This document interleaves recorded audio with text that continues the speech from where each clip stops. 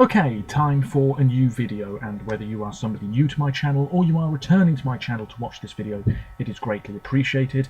As always, I'm filming this in one go, so if I stumble over my words going forwards, I apologise in advance. And also, if the quality of this video isn't too good, if there's any lag later on, sadly it cannot be helped, and hopefully it's not too much of an issue for you. Today is going to be another Eurovision related video, albeit a very brief one. I can't imagine it will be longer than 10 minutes or so.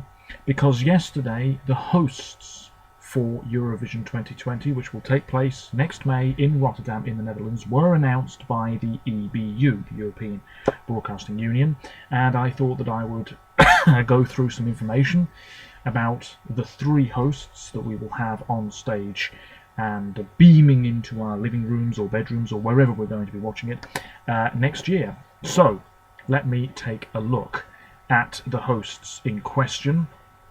I've got the information in front of me just to make sure I don't forget anything.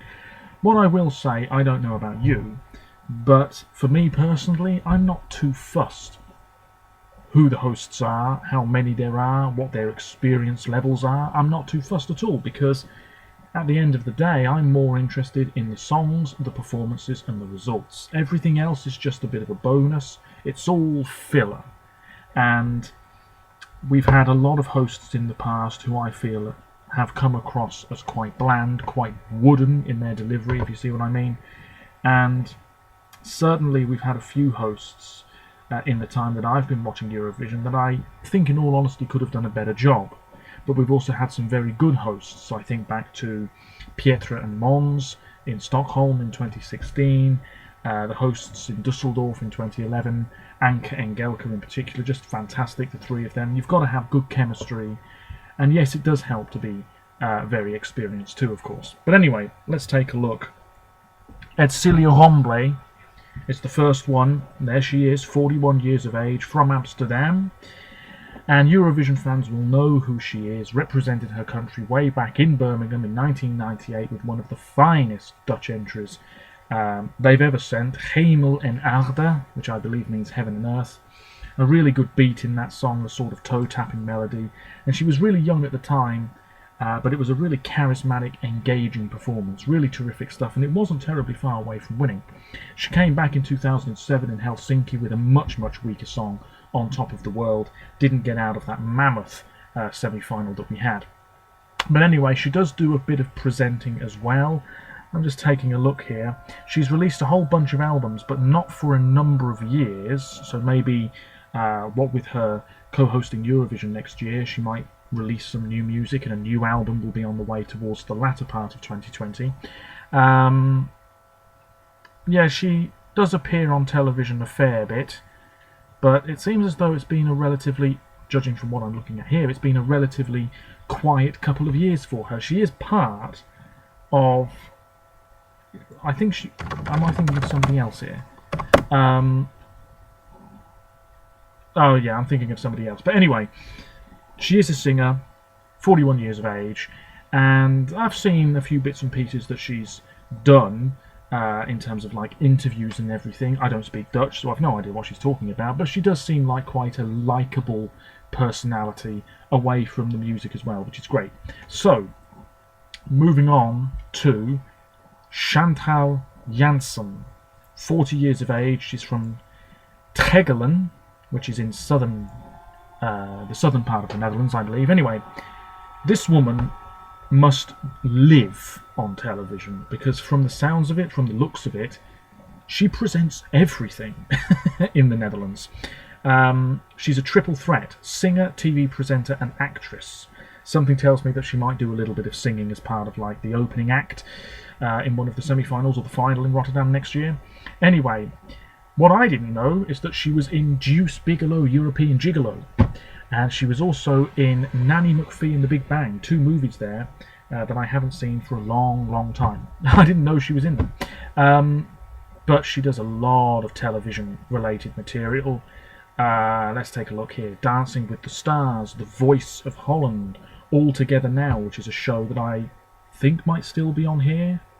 Not entirely sure. Here in England, not entirely sure. The Voice Kids, she used to present. Holland's Got Talent, you know, big shows.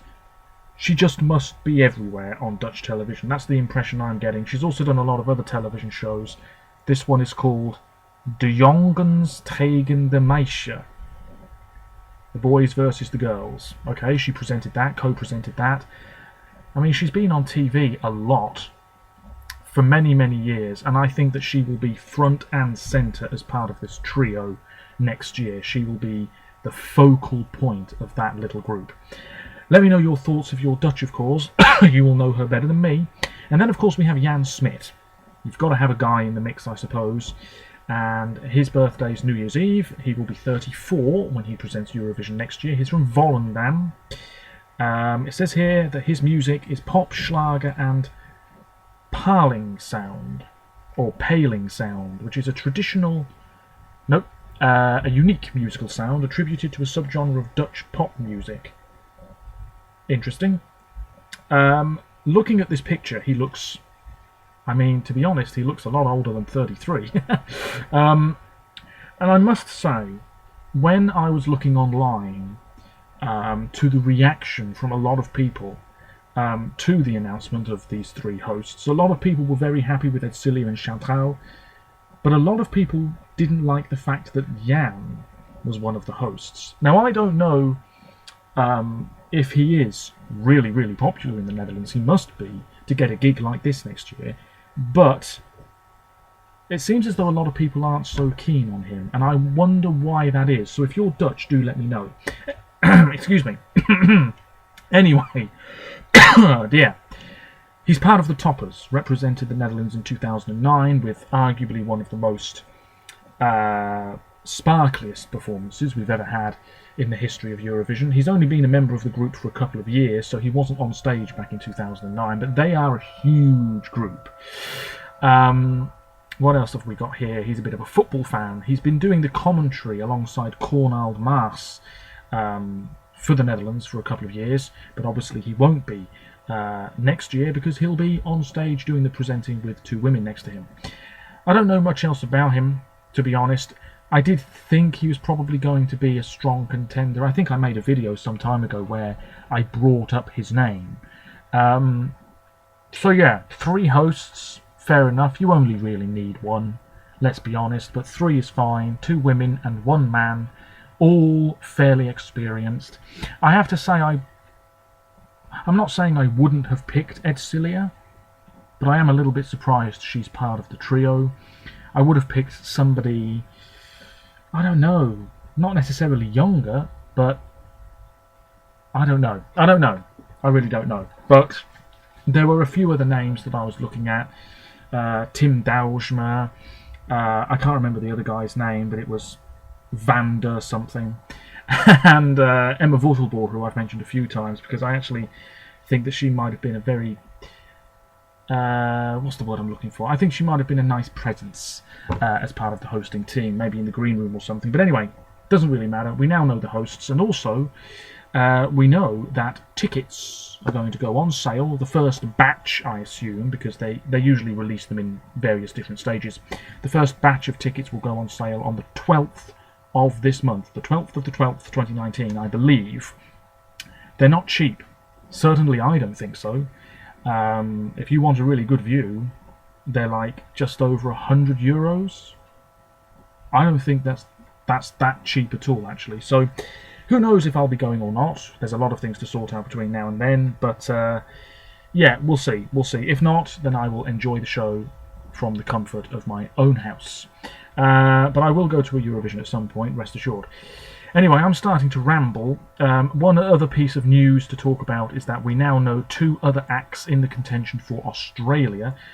One is Didiri, who I believe is an indigenous musician, and we also have Montanya. Her real name's Jessica, 24, from Sydney, and she's released two albums. The second album didn't do as well as the first. That second album is called Complex, and it came out in August of this year. She's had one song that charted at number 98 in Australia, looking at this. Oh, she did have another one, which charted at number 2 a couple of years ago and went 6 times platinum. So it seems as though she's been flying under the radar just a little bit. This album not really setting the charts alight, but it says that she does art pop, which is a genre we do not hear much of with regards to Eurovision, and she's also quite a striking looking individual too. So we shall see what she brings to the table for the Australian selection early next year. Also, I mentioned in a recent video about Albania, they might delay their national final because of an earthquake in their country, but apparently it's going to go ahead just before Christmas. So by Christmas Day, we will know the first act and song for next year's competition. But of course it will be revamped, probably changed into English, who knows. Until next time, I said this video would be about 10 minutes, and it's now 10.5 minutes. Feel free to leave comments on any of my videos, anything Eurovision related, it's fantastic. I've been thinking about doing a Q&A video at some point, so feel free to leave me questions that you might want answering in a future video. And if you're Dutch, of course, please let me know your thoughts on these three hosts. I just wanted to make another Eurovision related video as we edge slowly but surely towards next year's competition. And until next time, thank you very much for watching, and bye for now.